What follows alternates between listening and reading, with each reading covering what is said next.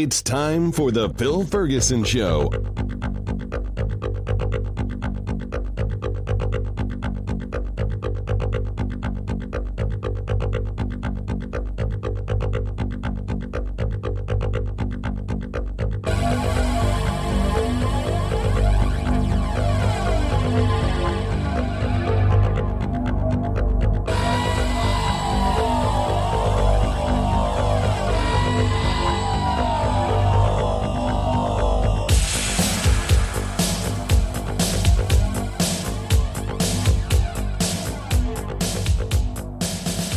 Hello, everybody. This is Phil Ferguson, and you are listening to the cleverly titled The Phil Ferguson Show. It is April 2018, and I am back from the American Atheist Convention. Had an absolute fantastic time. I think they had a total of 850 people. And a special thank you to all the listeners that came by and said hello at my little table. I really do appreciate it, and I appreciate you taking the time and effort to come and say hello. So a little later on the show, we are going to have an interview with John McNair. He is a longtime attorney specializing in senior care and trusts and estate management, and I think you're going to find it very informative, and I learned some things. And one of those things that I always tell people is that I am not a tax professional and I am not a attorney. So I know some things in those areas, but you should seek professional advice specific to the area that you want guidance in, which is why I often, when I tell people that they should think about a trust, they need to find an attorney that specializes in trusts. So we're going to talk a lot about trusts during that interview. So enough about that. And what I'm going to go over now is kind of a grab bag of emails that I've saved over the last couple of weeks, or at least comments from emails that I think are very interesting topics. And one of them wasn't an email, it was in a conversation I had very late last night, and you'll know who you are. It was about mutual fund expense ratios. And if you get a prospectus or if you look online, there will be a category called expense ratio. The average U.S.-based stock expense ratio is around 1.5. It actually, for the first time ever, has been trending down. Maybe it's getting closer to 1.4, but that's good news because it had been going up. And a lot of funds have expense ratios higher than that. Of course, a lot have lower. Index funds typically have expense ratios of 0.2 or lower. The thing that a lot of people do not know, because how would you know this, is the expense ratio does not include every expense that you might pay in relationship to the management of that fund. Let me give you an example. If your fund has an expense ratio of 1.2, that includes certain things that they are required by law to put in the category called expense ratio. And they only put in there what is required. An example is trading costs. If they buy and sell funds, there's trading activity, there's costs in making those trades, even for a big mutual fund. Now, they're not huge costs, but they do exist, so you have to pay those. The average cost total for a managed mutual fund is about 2.2%, which is one of the reasons managed funds underperform the market, because almost everybody invests in mutual funds now, whether it's in your personal account, your IRA, your 401k, your 403b, whatever type of account that you have, most people have most of their money in mutual funds. So mutual funds are the market. Mutual funds match the market minus their expenses. And there's other things, but that's not the topic of the show. So I wanted to make sure that you are aware that the expenses that you pay are everything that the mutual fund incurs, not just what is listed in the expense ratio column or box or section or whatever. So that's a little fun thing with them. Received an email from Daniel, and I'm going to kind of skim through this. Love the podcast. I was listening to episode 251 where you did an update on acorns. and you were talking about a required minimum of $1,000 to invest in certain index funds. And he points out that you can buy ETFs with less than $1,000. And so you could not wait until you have $1,000 and buy an ETF and start investing now. And he wondered why I'd never mentioned that. Well, now I just have. Oh, and he also points out that ETFs fees can sometimes be lower than the, at Vanguard at least, the investor shares. And so both of those points are correct. So Daniel, thank you for that information. And the reason I generally don't talk about that is because if you have less than 1,000, the problem is not whether your expense ratio is 0.1 or 0.04. The problem is that you have less than $1,000. It's true that the expense ratio is technically lower, but when you're talking a very small fraction of 1% on a $500 investment, it doesn't matter a whole lot what your expense ratio is. The big problem that you have is that you don't have money. You need to find money. In my world, the idea of how to money, I teach people how to money. The first step is you need to get some money. I cannot really help you much with that. That is not my area of expertise, but you need a second job. You need to cut your expenses. You need a pay raise. You need to learn some kind of specialized skill so that people will pay you more, whether that's becoming a nurse or a pharmacist or a computer coder. You don't want to just work in a mall store because you're going to get close to minimum wages, and it's going to be hard for you to save anything when you make very little. So the first step is to have money. The second step is to invest wisely, keep your expenses low, keep your taxes low. And then, of course, the third part is time. It takes a lot of time. It's not an easy task. You don't just become wealthy because you made the one right investment. Sure, it does happen occasionally. And of course, people do occasionally win the lottery, but it's probably not going to be you. You cannot count on this as a viable strategy for your future. So the problem is that you don't have money. Going back to this ETF thing.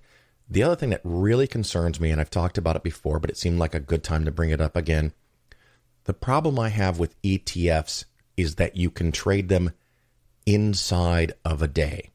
And so you people generally get tempted to do so. The data shows that many people that own ETFs do not buy and hold. It's a very important part of investing is buy and hold, and people will buy the ETF and something will happen in the marketplace. Like that stupid ass motherfucker Trump says we're going to enter a trade war, and you go sell your ETF. Well, great. You dodge the drop that day, but when it comes back the next day, you're out of the market. And so even if you're right, you're wrong the next day. And it can create tax consequences if you start hopping in and out, which is going to be way more expensive than the fraction of a percent that you saved. Again, I'm hoping that if you have no money, you're on the younger side. So your objective is to put in as much money as humanly possible and save. All right. Another topic I have here is from Steve. He mentioned that I had in a previous show talked about using the Vanguard Total International Stock Index Fund, which is VTIAX. And I also mentioned that for accounts that get to be larger, maybe 200,000 plus, I will sometimes also use an emerging markets index from Vanguard. And he pointed out correctly, so I thought I would share this with the listeners, that the Vanguard Total International Index, and in the investing world generally, although there's no actual rules over this stuff, if a fund says international, that means it's everything except for the United States. And this, again, is reference for my listeners based in the United States, investing in the United States. How this works in other countries, I do not know because I don't have knowledge on those other countries and how this works.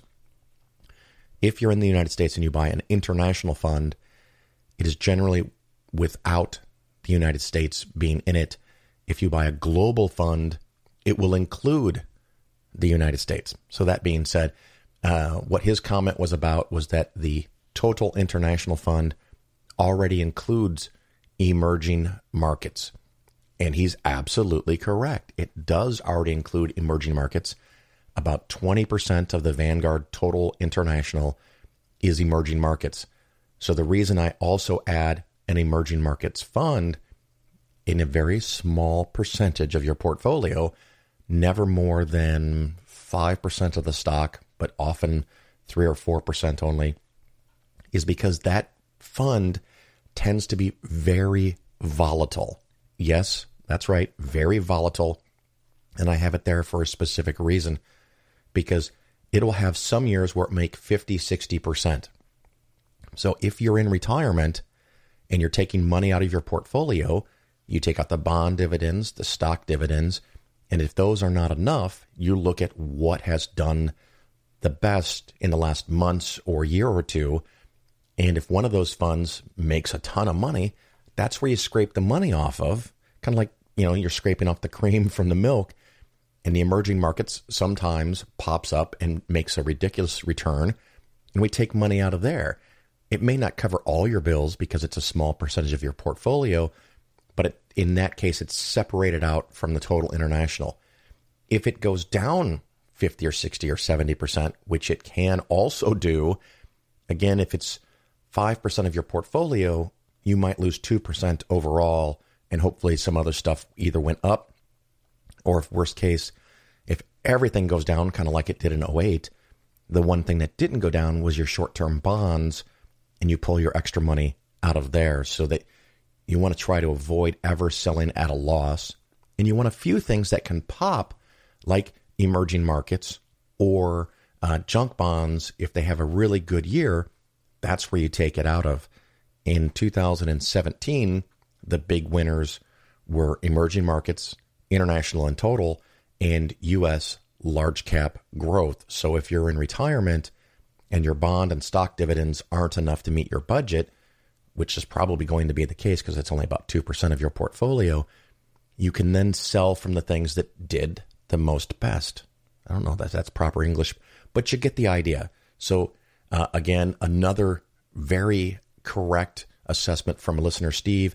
Thank you very much for that comment. The next question and email is from James, and he is below 30 and has a portfolio also below 30,000, which James, just for an FYI, you're doing way better than the average 30-year-old. So congratulations on that. Well, he wrote to tell me that he has all of his money in one fund, and I'm very happy that it was a Vanguard index fund. It is a fund that I do not recommend. It's not bad. It's just not something I happen to recommend. It is VBIAX, and it's called the Vanguard Balanced Index Fund. And it's the Admiral shares because he had more than $10,000. And the nice thing about this fund is that it's about 60% stocks and 40% bonds. So my regular listeners will know that for someone under 30, having 40% in bonds is way too much. I'm thinking something closer to 0 in bonds because you need to have growth. But James also points out in his email that part of the reason he chose this fund is because some of that money is his emergency money, and he didn't want it in the bank making nothing. But he's also now concerned that if he needs it and the market goes down, this whole fund will go down, and he's kind of stuck and doesn't know what else to do. And so he wrote me an email like you can do, and maybe I'll read it on the show. Again, my email is phil@polarisfinancialplanning.com. And so what I'm suggesting to James is that he, instead of using this fund, he uses 2 different funds.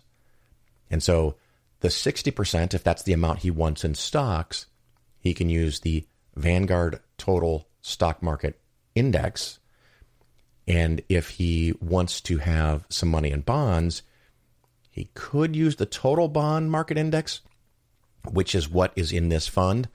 However, I'm still concerned about the long-term bonds, and since this is your emergency money, maybe use the short-term bond index funds from Vanguard. You can use either the government or the corporate bonds, and you're going to make to 2.5%, 3% maybe.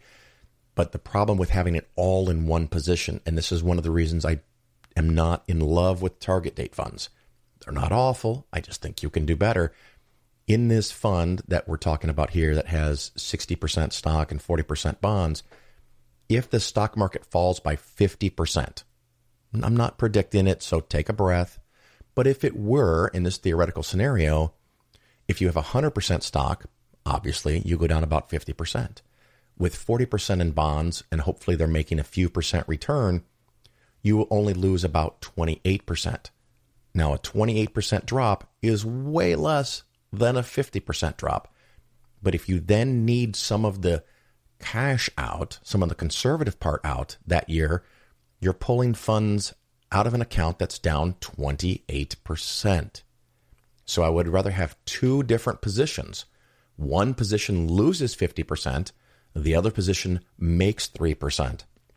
So if you need access to your investments, at least part of it, you can pull out without having any kind of loss while you wait for the long-term investments to return back up. So it's all about this breaking up and having things in different pockets, just like the emerging markets, just like the different types of bonds, and why we have bonds and stocks, at least when we get closer to retirement where you're taking money out. It's why I break things up the way that I do. And so, that's just one of those things that I think about.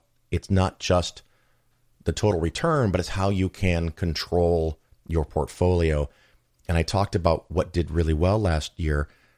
On the other side, if you're 30 or 40 or 50 and you're adding money, the funds that I use currently that did the worst were Vanguard's real estate index and small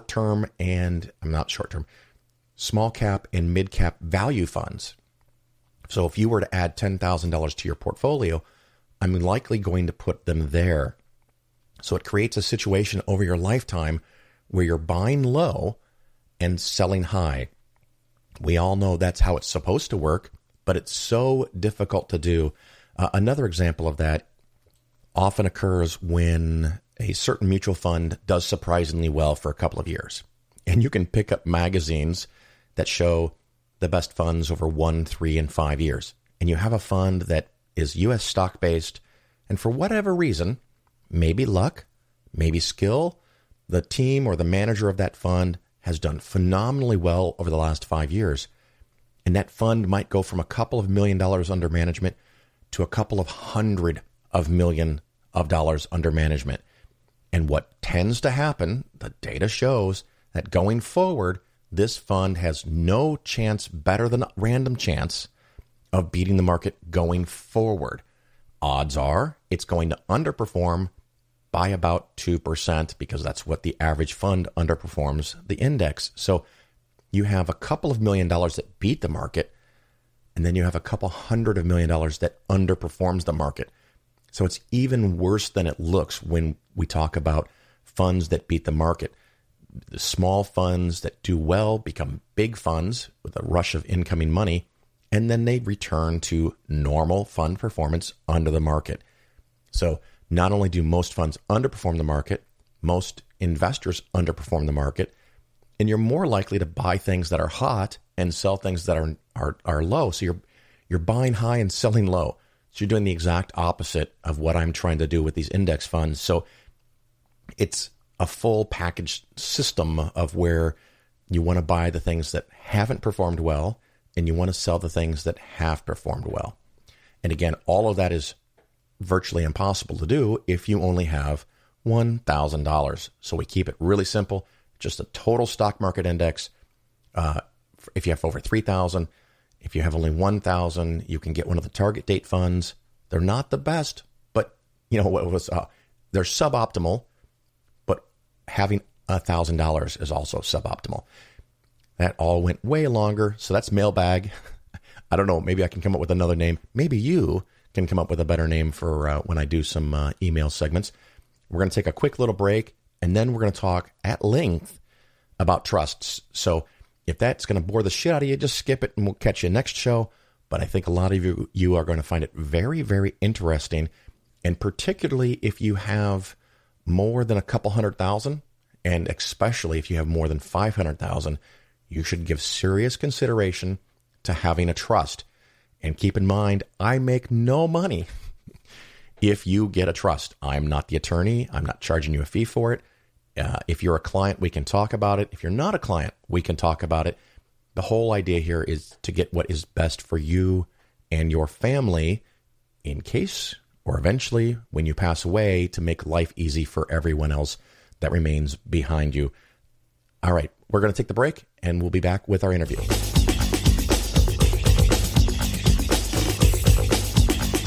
My name is Annie Drian, and I'm founder of Cosmos Studios and honored to have been the longtime collaborator of Carl Sagan. And I'd like to say that I think it's just the opposite of what you're saying from my perspective, humbly.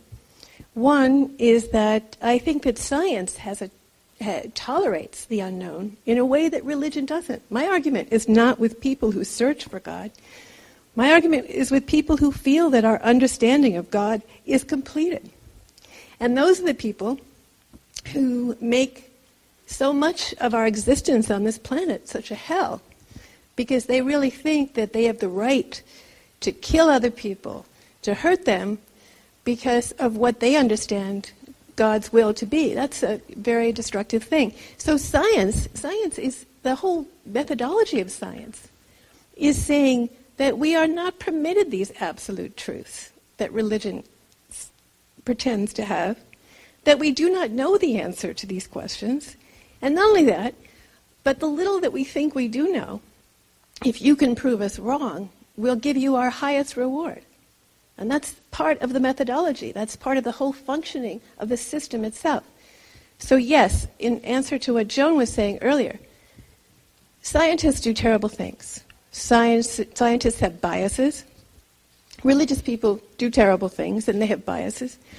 But absolutely intrinsic to the whole the methodology of science is that error-correcting mechanism, which says we must never lose sight of that. That's not in religion. That's not present at all. Talk about humble. It's the fact that we do science and that we can bring ourselves to see that little tiny earth in Carolyn's presentation. That is humility.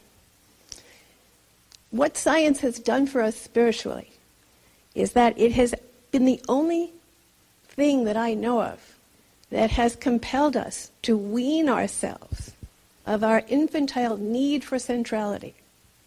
And that was present, that is very much the essence of so many religious formulations of where we come from, why we came to be.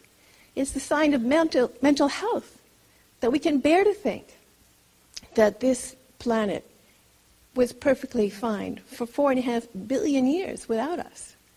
That cosmic evolution goes on for 13.5 billion years before we even get here. How long have we been in science? How long have we systematically been looking at nature? Not even 400 years. And yet science gets us out to Enceladus. It takes us out of the solar system. It enables us to wean ourselves of that spiritual narcissism which compelled us to be at the center of everything. So when it comes to humility, when it comes to a tolerance for ambiguity and for the unknown, I think science worships the unknown. I think scientists are most comfortable in that place of not knowing. And that's where they live. And that's the great strength of science. So I would respectfully disagree.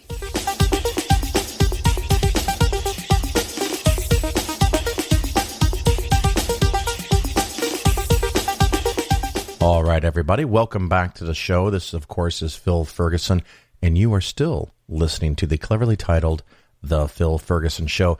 With me today, I have John McNair. He is a certified elder law attorney and also has a lot of expertise in trusts and some other areas of the law. And so we're going to talk about some of that fun stuff today. John, are you with me? I am. Did I get all of that right? Yes. That's a partial list of my qualifications, but yes. We'll probably not have time for all of them. And you are based in Texas, is that correct? Yes, Dallas, Texas. Dallas, Texas. And we, of course, just met at the American Atheist Convention in Oklahoma City, and I was lamenting that I couldn't find someone to come on and be an expert on trusts. And you said, hey, I'm that expert on trust. I'll come on your show. So here we are. Here we are. Now, if someone lives outside of Texas, can they hire you to help them with a trust? They cannot hire me for basic estate planning services. They will need their own in-state attorney for that. There is an elder law program that I help people with. There's a VA benefit for certain veterans to help pay for long-term care, and that's really a national program. And so I can help people in other states with that, but not anything else. Okay, and before we get buried and I forget, the company is Underwood Perkins. Is that correct? That's right. And if someone had questions, how can they email you? It's jmcnair@underwoodperkins.com. That sounds pretty easy.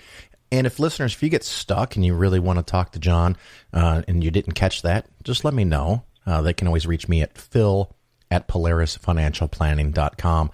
So John, what sparked this, in the last few weeks, I've had a lot of questions about trusts. And the one that I found the most intriguing is someone called me and they wanted to, upon their death, roll over or have the beneficiary of their IRA be a trust that they were creating. And they asked their attorney, can I do that? And the attorney said, well, of course. Do you agree with that? And is there any caveats or things that we should know about that might be problematic? No, I do agree with that. That's absolutely one of the best planning alternatives available. If the beneficiary of that trust would be a surviving spouse, it's sometimes better to name the surviving spouse as the beneficiary of the IRA and then the trust as a secondary beneficiary. But if it's for children, the trust is absolutely often the best alternative. Now, I know you're not a tax expert, but what are the tax ramifications? Do you know how that works? Well, yeah, I actually am. I'm board certified in tax law here in Texas, so I can answer that. Excellent. When you name an individual as a beneficiary of a retirement account after you die, they can pull the money out over a period of time equal to their remaining life expectancy calculated when you die, which is an advantage, which means you don't have to get taxed on all of the retirement account for income tax purposes all at once as you pull it out. You can pull it out over a very long period of time and stretch the taxation over a very long period of time. So taxes deferred or taxes saved, basically. When you name a trust, the IRS looks at a trust as a grouping of individuals, the primary beneficiary, the secondary beneficiaries, the remainder beneficiaries, and they look for a, quote, measuring life. Who's the oldest beneficiary of that trust? That is the measuring life they will use to determine how long that stretch can happen. If you name your spouse as a beneficiary, they have an advantage nobody else has. They can roll over the retirement account into their own retirement account, and they don't have to start taking it till they're age 70 and a half. Nobody else has that benefit. So that's why I say sometimes it's better to name the spouse individually. But for children in particular, naming the trust is an advantage as long as you have the right language in the trust so that the IRS can recognize who indeed is the oldest beneficiary. The trust has advantages of providing creditor protection and divorce protection for the primary beneficiary of that trust. So let me oversimplify this a little bit. Let's say I have $500,000 in an IRA, and I have one child, so that solves the age problem, and I don't trust them with the money, so I don't want to give it to them. I want to put it in the trust. you're saying that the IRA going into the trust, does it become not IRA money? Does it become all taxable? Does it drag out over the lifetime like you were describing, or something in between? So what happens when that person dies is that an inherited IRA is created. The inherited IRA doesn't go anywhere. It just sits there in the name of the decedent. As the years roll along, that trust is required to receive what are called required minimum distributions from the IRA each year. The financial institution will know what those required minimum distributions are and will automatically make those distributions to the trustee of the trust. And so it will indeed drag out, if you will, over the life of that primary beneficiary of the trust. Now, I got a little lost in there, so forgive me for re-going over what was probably a perfectly clear and cogent answer. Okay, so let's use Bob is the father, mm-hmm. and Tom is the son. And mm-hmm. if Bob passes away, Tom gets a beneficiary IRA, or the trust gets a beneficiary IRA? The trust gets a beneficiary IRA. Okay, so it stays in the name of Bob, and it just sits there. Okay, and so Bob doesn't have control over it unless he's the trustee. Bob is dead, right? I'm so sorry. Thank you. Tom does not get to control over it unless he is the trustee. Right. Whoever the trustee controls that IRA. Okay, so and they are required minimum distributions, so they can take out more than they want, more than that required minimum distribution each year. But that's the minimum amount that must be distributed to the trust each year. Okay.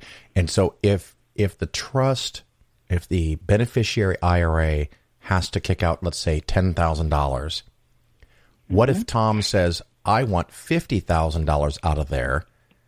Can he pull that out, or does he have to go to the trustee first?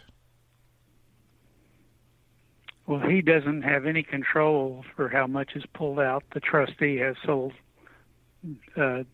discretion about how much is pulled out of the IRA. And if he pulls it out, he doesn't have to distribute it to Tom. All he has to do is pull it out into the trust.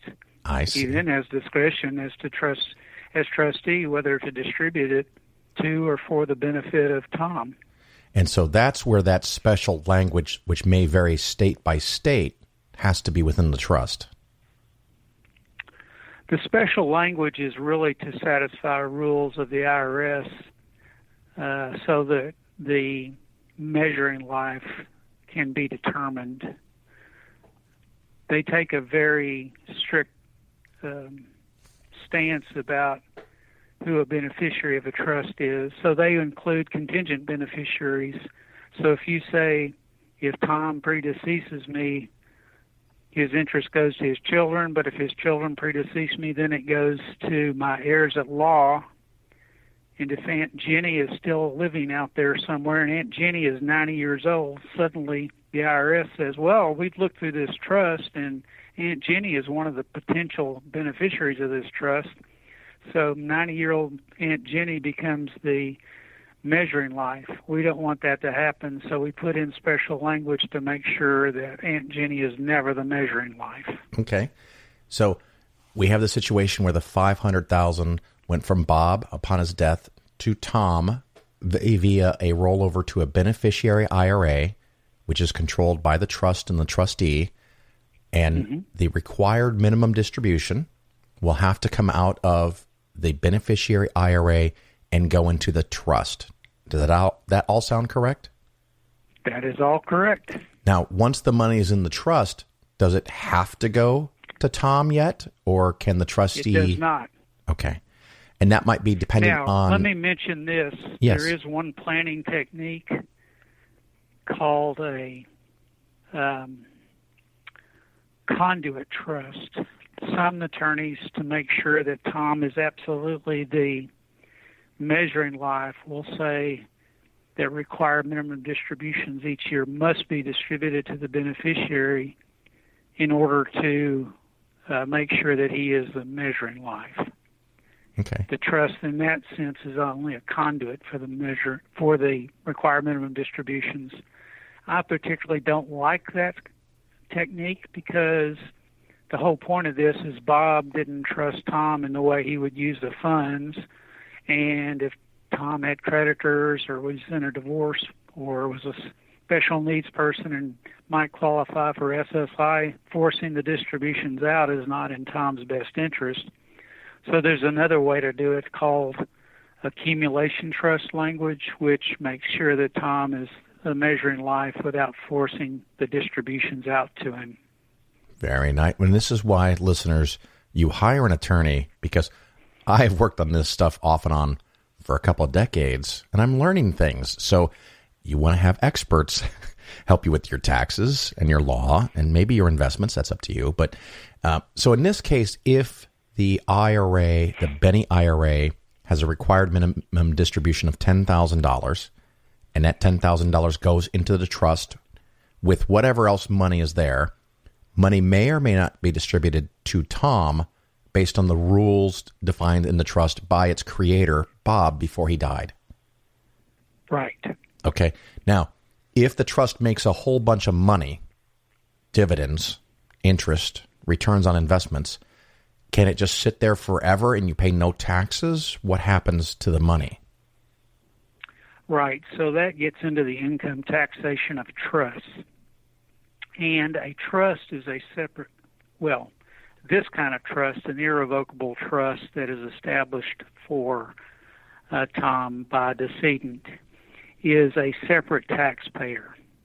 And the way income taxation works for trust is that the income is either taxed to the trust or it's taxed to the beneficiary. So each year it receives dividend and interest income. If the trust retains it for the entire year and never distributes it to the beneficiary, then the income is taxed to the trust. That is usually not a very favorable income tax result because trusts have very compressed income tax brackets. At roughly $12,000 of income, the trust gets to the highest individual income tax rate of the 7 current brackets. For an individual, they don't get to that bracket until over $500,000 of income, so a huge discrepancy. So it usually makes more income tax sense for the trustee to distribute that income each year to the individual so that they can pay it at effectively lower income tax rates. So I want to make sure I can summarize this correctly. If the trust has more than $12,000 of income, the marginal tax rate on the amounts above $12,000 could be, under current law, something like 35%? Correct. Okay. They would be. They would be at the highest individual rate. Yep. And if that went to a person who wasn't making that much money, it might be 20 or 24% or something, as an example. Exactly. Or less, but not more than 35 because that's the highest bracket. Right. Does the fees and service charges collected by the trust come out of the income? Assuming it's deductible as an expense, yes. Okay. All right. So in this case, someone could, I don't know if you like or use the phrase, they could manage from the grave how much money Tom gets by year. Does that sound correct? That's doable in the trust language? They're not going to micromanage it, at least if they listen to me, they're not. You can say he gets absolutely X number of dollars per year, period, in a discussion. That is usually not, in my opinion, the best way to set up a trust. Because the whole point of setting up a trust for somebody after you're deceased is there are going to be contingencies and circumstances that you're not aware of. And to benefit that person, they may need more or less money in any particular year. So that's why you create a trust, have a trustee, and give that trustee discretion to deal with those exigent circumstances as they arise. So depending on your state, you could micromanage, but you would recommend against it. Oh, all states you could micromanage it, but I would recommend considering carefully whether you do that or not. Okay. Now there is one technique that I'll mention, which I've used a few times. I think it's kind of interesting, and it's, I think, particularly helpful. We have a lot of second marriages these days, and we have children from one marriage and spouse in a second marriage. Right. And if you put them together in a trust with children from a prior marriage as remainder beneficiaries after second wife or second husband, that can be a toxic mix. They might not like each other, and they might sue each other. And if the second spouse is the trustee making discretionary distributions to themselves, you can see where that might create a problem. Indeed. So there's a technique called a private unit trust, and a private unit trust says, I'm going to create a trust that says every year the trustee makes one mandatory distribution. You can make it over 12 months or quarterly, however they want to make it, but one amount, and that amount is X percent of the value of the trust calculated annually. And that payout, if I understand from economists that have researched this, if it's somewhere between 3.5% and 5% of the value each year, they're comfortable that the payout will never eat the trust alive, basically start eating into principal and eventually eat it up. I'm assuming that's based on modern portfolio theory and a determination of Absolutely. rates of return. And I agree 100% with that. My basic starting point as a guideline is 5% or less from the portfolio every year, assuming your fees and expenses aren't too high and that you're investing Right. wisely. 5%, you can do that in perpetuity. So if you say the trustee is just going to distribute, let's say 4.5% to the beneficiary every year, well then suddenly the children from the prior marriage and the second spouse, they're on the same side of the ledger. They both want the trust to grow, because if it grows, there's going to be more for the remainder beneficiaries, but the lifetime beneficiary gets more of a payout, so everybody wins. They're not fighting over income versus principal distributions. Fair enough. So a trustee can be a member of the family or even the beneficiary or a bank. Is that true? They can be. Now, I mentioned that creditor protection is a benefit of these irrevocable trusts that you create after you pass away. Texas, I think, is uncommon. I believe that in most states, if you are the beneficiary, the primary beneficiary, and also the trustee, you will have very limited creditor protection. Texas is very unusual in the sense that if you have the right discretionary distribution language in the trust, something called the HIM standards, health, education, maintenance, and support, then a sole beneficiary trustee still has creditor protection. However, in a lot of states that's not true, so in many states they might have to consider having a distribution trustee or a co-trustee or somebody else along with the family member, so that family member continues to have the benefit of creditor protection. Absolutely. Now, often a lot of banks have trust departments. That would be a place where you might find a trustee to manage the trust for the purpose of the beneficiary. What might that cost? Do you have any ideas on that? I believe that most trust companies are going to charge something around 1.5% of the value of the trust, give or take a few basis points on an annual basis. Okay. What I had done recently researched was I found as low as $4,000 a year plus 1%, and some trusts might even be 2% or more with no flat fee, but they have a minimum trust size. Does that all sound reasonable to you as well? Yes, that absolutely sounds about right.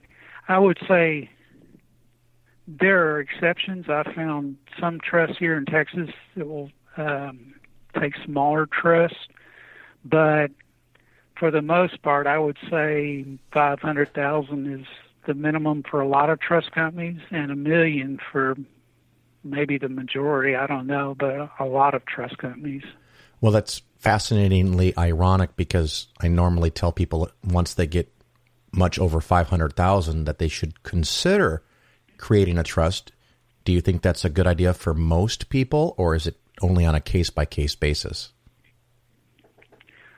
I think for beneficiaries with $500,000 or more, I can't see any downside to creating a trust for them, because if you have that creditor protection and divorce protection, and you're in a state like Texas and you can be your own trustee, or even in another state where maybe you have to have your brother or sister as a co-trustee, you're turning down a lot of advantage if you don't do that. And I think $500,000 is probably a starting point where it makes economic sense to go through the additional administrative issues associated with the trust. For example, because as we talked about, it's a separate taxable entity, it's going to have to file a tax return, so there's some additional expense for that.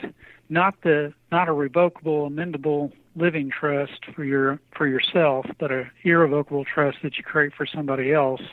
There are some administrative issues like tax returns, so you probably want to have enough money to make that worth your while, say $500,000 and up. All right. Now, if I can circle back to tax law on this, I thought someone had told me that if an IRA went into a trust, the taxes could be paid over 5 years. Does that ring any bells or make any sense to you? So there's a default rule for taxation if the IRS can't find that measuring life that I mentioned. Yes. The absolute worst case scenario is, say, for example, you named an estate or an entity or a charity as a beneficiary. Those three for sure would be subject to a 5-year rule. You'd have to pay all of the IRA out to the estate, the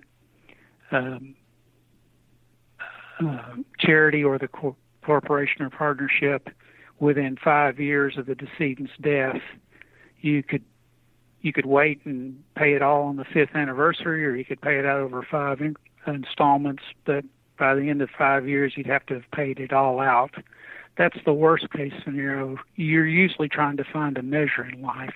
Of course, if you were going to name a charity as a beneficiary, it wouldn't matter because they're not going to be subject to income tax anyway. So if you had this $500,000 IRA, can the $500,000 go to the trust and then to the charity and no taxes are paid?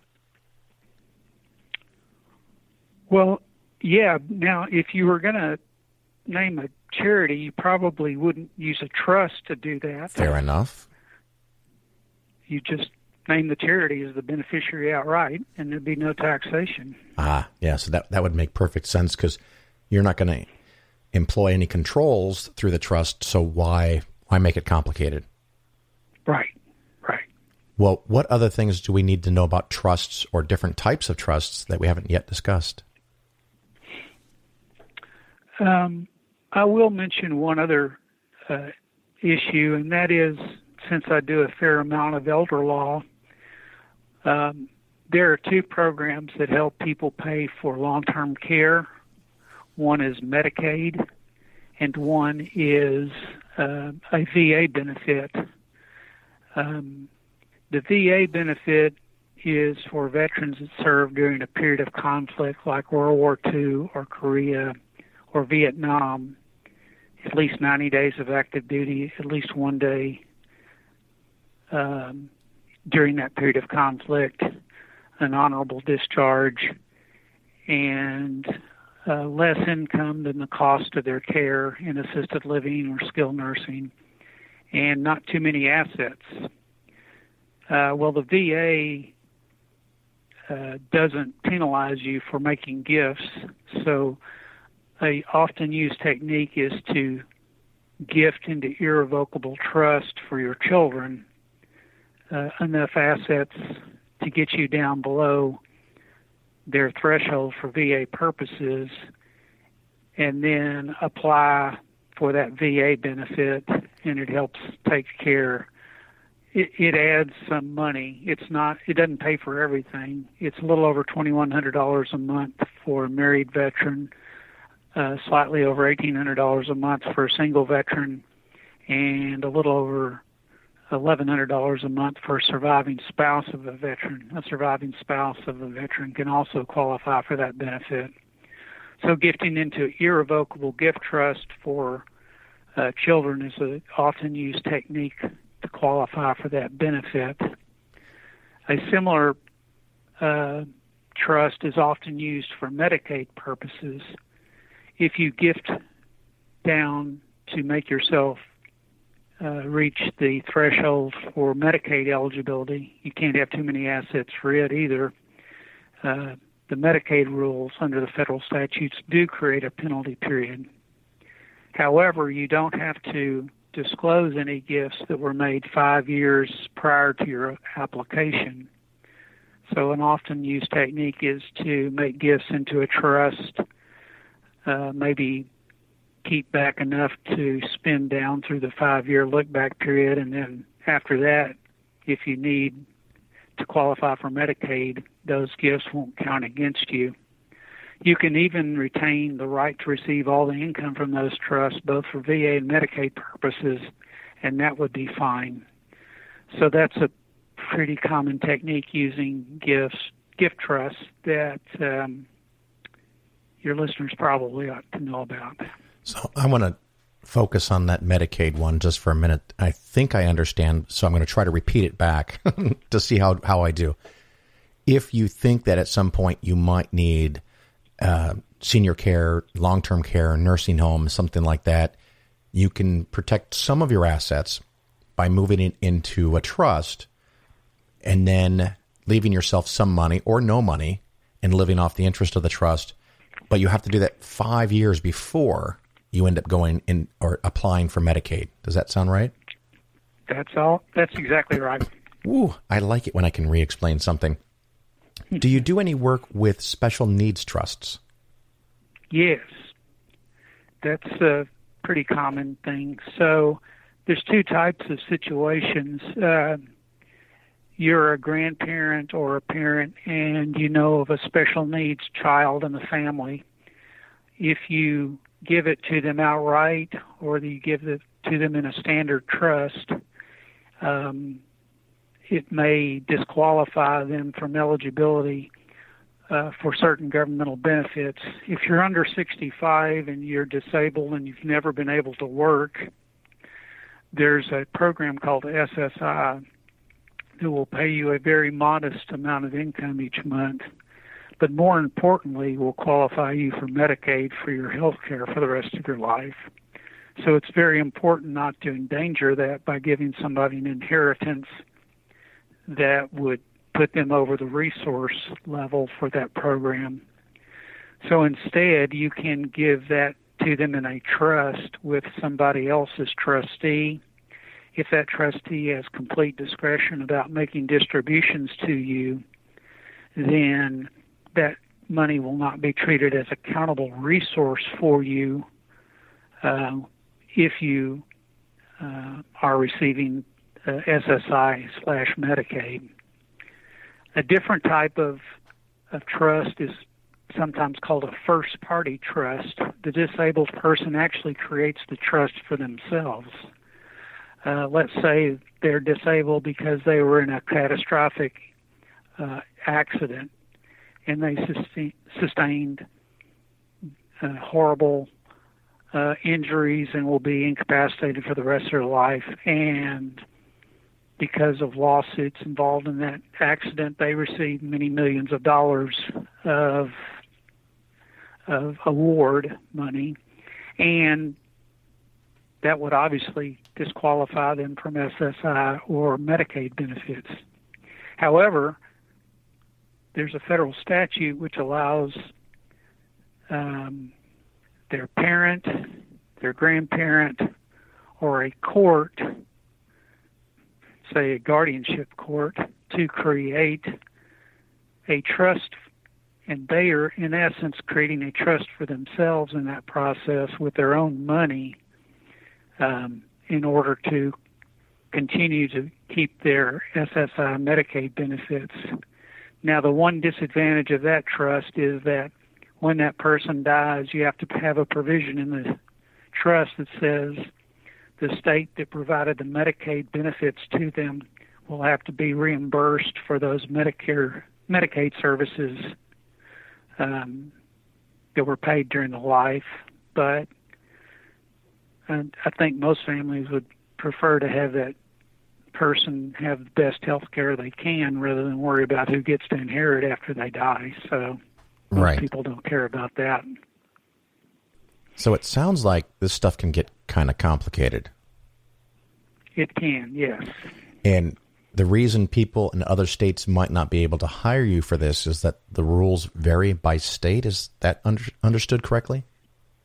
Yes, the property and trust laws and marital property laws vary greatly from state to state, and you really have to have an attorney who is licensed in that state to represent a client who lives in that state because of the vast differences between the statutes in each state. Sure. Now, what happens if you move? So if you move, and I've had this conversation thousands of times with clients, hey,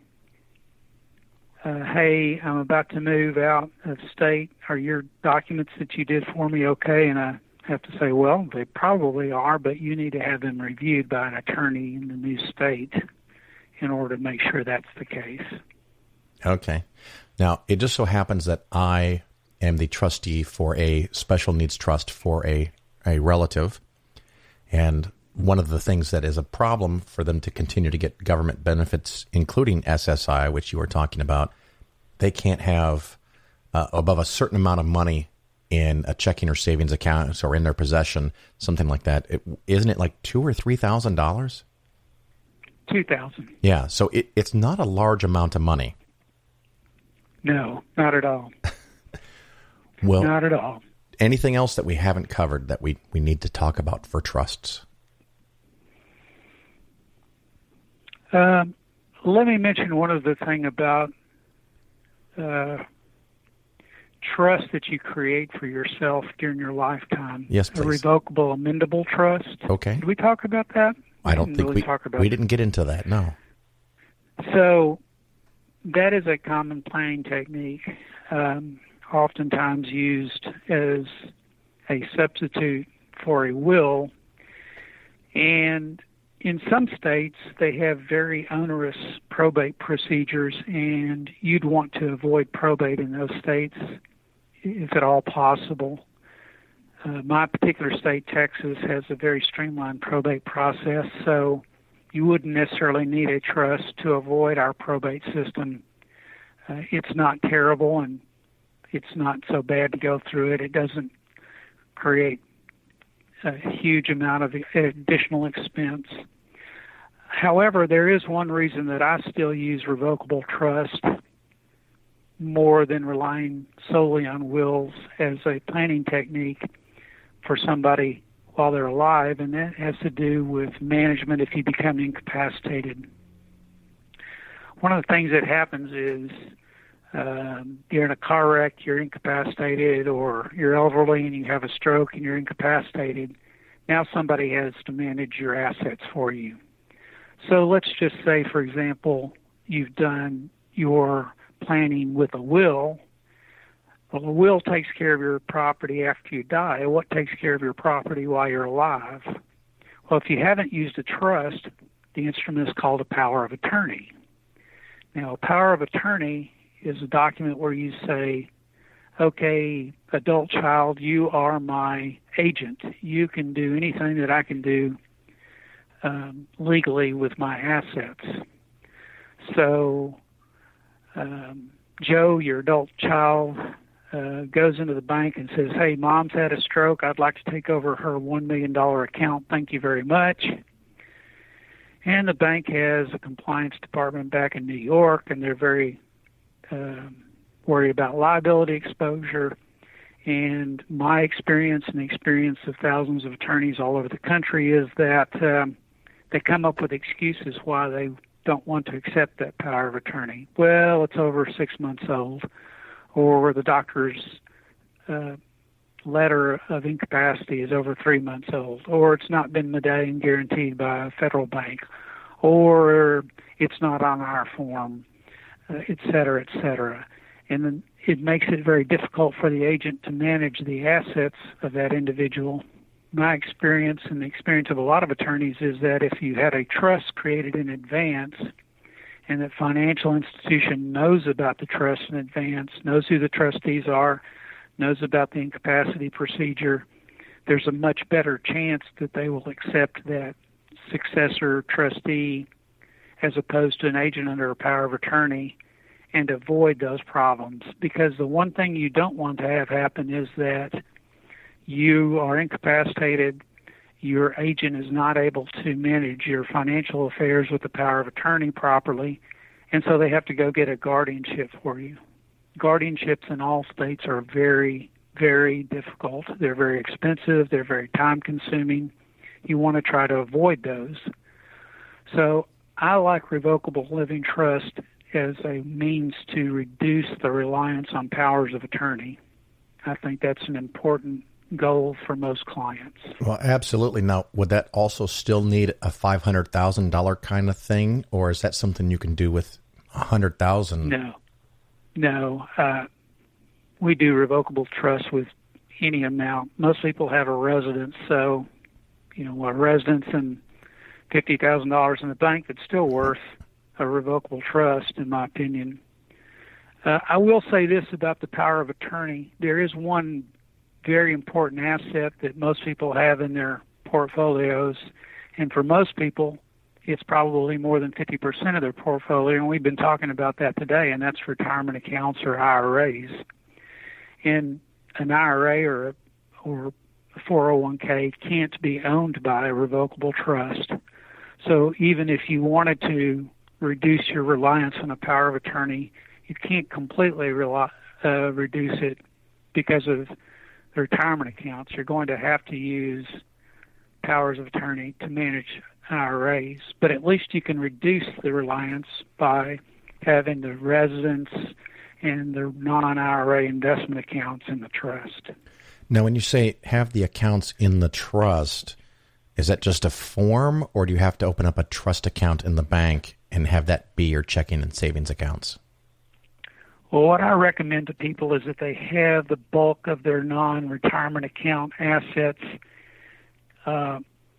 in a trust account, actually creating a trust account. That trust account would be in your own Social Security number. That trust doesn't have to file a separate income tax return, so it's pretty simple.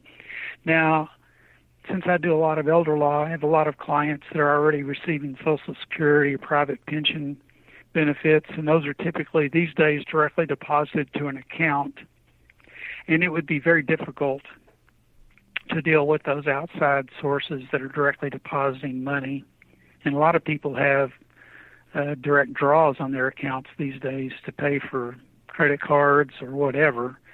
And so dealing with those third parties and trying to get them to understand that this trust account is still you is kind of a hassle. So for small checking accounts, I typically say just leave that out of the trust, but just make sure it's joint tenants without a survivorship or payable on death to surviving spouse or kids. So if everything else is avoiding probate, then we might as well avoid probate with those accounts as well. Yeah, I got lucky. My parents had a reasonable size estate, and they're both deceased, but because they had a trust and they had a lot of accounts had my name on them, when the second parent died, it was just me visiting a few banks and filling out some forms to take control and move everything, and I didn't have to do probate at all. Yeah. So the only thing... Now, the disadvantage for you of those accounts where you were on the account and they went directly to you, if they had enough funds, as we talked about, to create an irrevocable trust for you, that would have been a trust that was protected from your creditors and divorces. But if you were the direct recipient of an account because it was payable on death to you or it was joint tenants without a survivorship to you, that money couldn't be put into that irrevocable trust and have the advantage of creditor protection and divorce protection. Yeah, the bulk of the money I got was in the form of an IRA that became a Benny IRA. And right. The other relative that got a bulk of money, it went into a special needs trust per the trust instructions. Right. So I thought it was pretty well done. I had everything except for one account in the state of Alabama. My mom had $500 there, and they at first insisted that I had to show up in person to collect the $500. And then I asked them just to turn it over to the state for a sheetment, and they finally relented and cut me a check. Yeah, that's a really small amount. Yeah. Well, like you have to come in and I go, you want me to pay for a plane ticket and rent a car and get a hotel to pick up $500? That's silly. Yeah, I've noticed one other thing with banks. A lot of times when they want you to do a transaction, they say, yes, and you'll have to be here present in our lobby to do this transaction. Yeah, whatever. Well, the other funny story, just to bounce this off you while we have a few more minutes left, when I went to one of the banks where my parents had a couple of accounts, but the bulk of it was in a trust account already, and I showed up with death certificates, I showed up with the financial and medical power of attorney and the trust showing that I'm the trustee and my driver's license and passport, just in case they had any questions. And we went through everything for over an hour, and they get to the last page of the trust, and they said it doesn't have a notary on it. And so I had to bring back a copy with a notary on it. And I said, there is no copy with a notary on it. And they said, well, we require a notary to open an account. And I said, well, great. Then you'll have a copy with notary signatures on it in your records. And they said, you know how many times this bank has been bought and sold since 30 years ago? And I suggested to them that they probably didn't want to go down the road where they were going to claim that they didn't have a document that they were required to keep. And it kind of changed everything. Yeah, exactly. It was their trust account. If it did, it had to have complied with their rules when the trust account was created. Yep. So when I finally got into another bank had a lockbox, which I had forgotten my dad like 15 years earlier had put me on the lockbox, I found the original trust documents, and there was no signature guarantee at all. So there never was one. So that I could have been stuck if I didn't know how to kind of push their buttons and say, you have to have a copy of this. So. Yep. They have their rules at the beginning, their rules in the middle, and their rules at the end. So that was good fun. Well, John, once again, tell people how they could reach you if they have questions or want to get pointed in the right direction, knowing that a lot of the trust stuff, you cannot help people in Texas, or outside of Texas, I'm sorry. Right. It's J. McNair at underwoodperkins.com. They can also reach me by phone at 972-661-5114, 972-661-5114. John, thank you so much for your time. And, of course, it was a great pleasure to meet you at the American Atheist Convention. And I do thank you deeply and immensely for taking the time to educate me and to educate our listeners on trust. I appreciate it very much. Thank you. Appreciate it.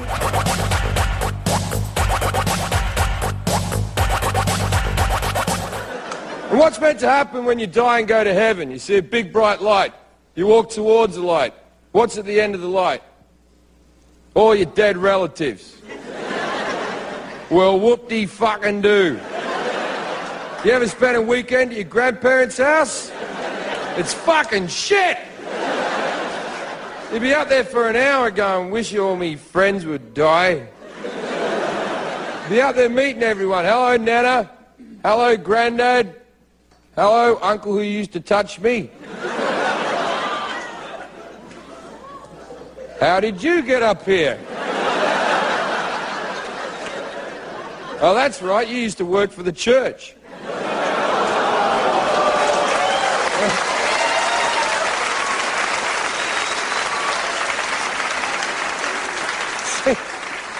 You hear that little groan when I said that? When I said you have to work for the church? It's because religious people are in the crowd and they don't like hearing facts. That's a fact. There's been pedophiles in the Catholic Church. It's been on 60 Minutes. Fucking fact. But I say, and it's like, oh, no, because religious people will forgive God for fucking anything. If in their mind, he does good things. Rainbows, children's laughter, shit like that, right? But when he does bad things like hurricanes, AIDS, cancer, child molestation, then we just go, oh, well, God works in mysterious ways. What type of an excuse is that? What is mysterious about acting like a fucking asshole? That is like the least mysterious activity since the dawn of time. If I ever date a religious girl, she's going to come home and I'm going to be raping her mum, right? And she's going to look at me and go, what are you doing? And I'm going to go, I'm mysterious. I've always been mysterious.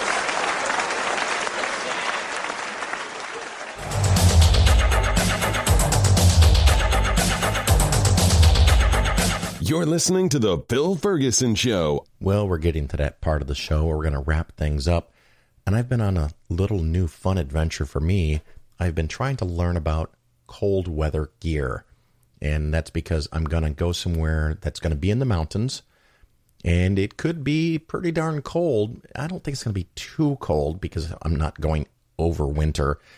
But it could be around freezing. But because we're going to go up and down elevation, we could go from 70 plus degrees to about 30 degrees within an hour or two. And, I don't want to have a giant bulky coat that I have to either wear or take off. The other thing, of course, is that I have to take the things to the location that I'm going to.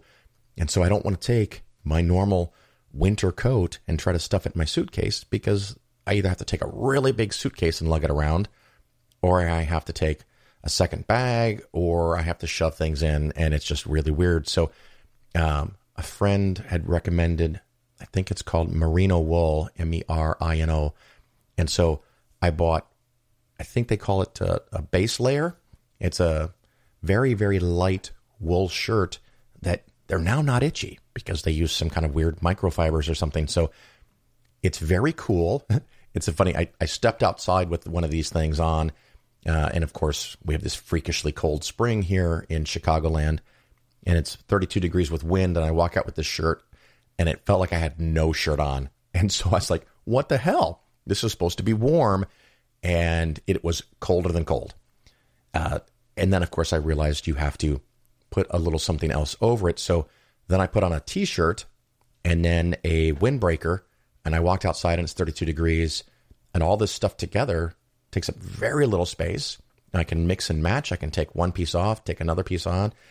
And it's not big and it's not bulky.